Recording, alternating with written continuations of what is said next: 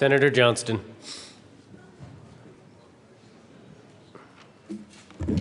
Thank you, Mr. Speaker. Apologize for the added delay.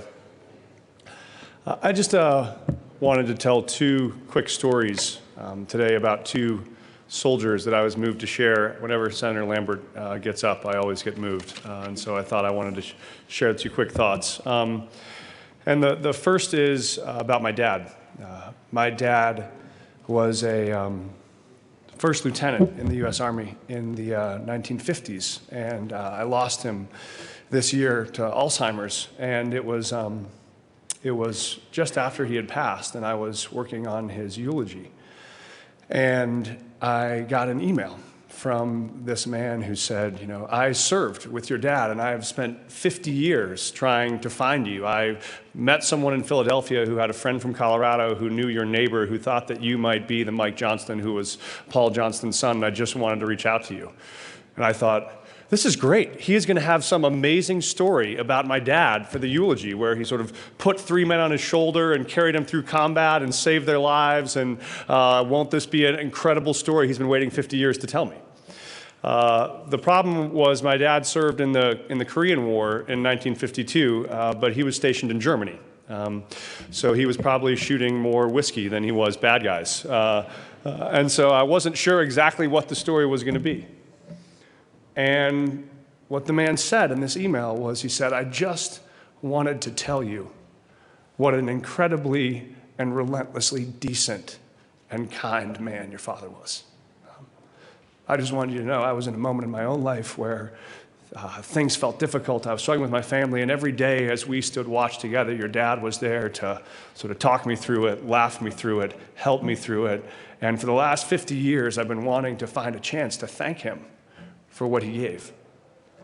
And I think about that because so often on this day of appreciation, we think about all the moments of incredible heroism, the folks who have given their lives, who fought through combat, and the reality is there are millions of men and women who have stood silent watches together in times of peace, in times of relative obscurity, where they have carried each other along.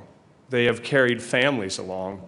They've carried a country along in a quiet moment, without fanfare, without firefight, knowing that there just might be a son 50 years down the road who is deeply missing his father, and that a member of the U.S. military reached out to say, I just want to share with you how grateful I am for what he gave to me.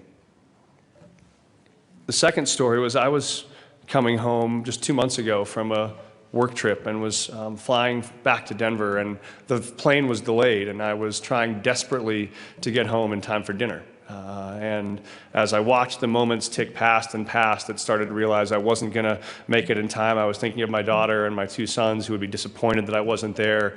And the plane finally lands. And as we land and we pull into the gate, we pull up at the gate and there are sirens everywhere.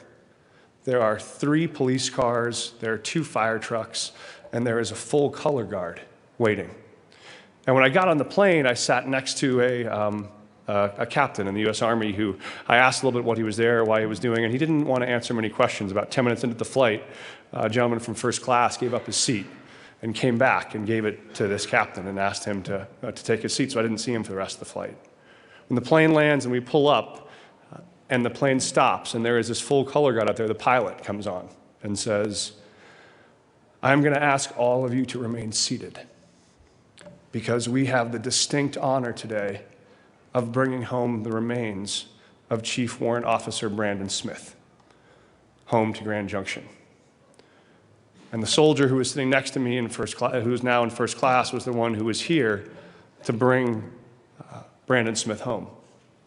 The entire plane sat, he got up, went down to the tarmac, and we watched in the place where you're used to watching your luggage come out as they brought Chief Warrant Officer Brandon Smith out in the casket.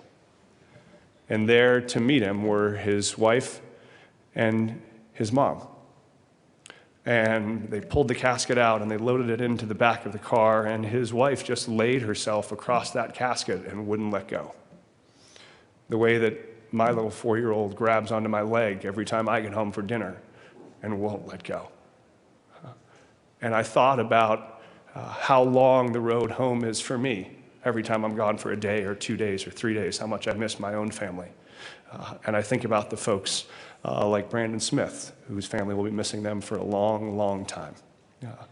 And I just wanted to take this moment to thank every man and woman who stood a watch, whether it was in war or in peace, in combat or in training, whether it was in uniform or in a church pew.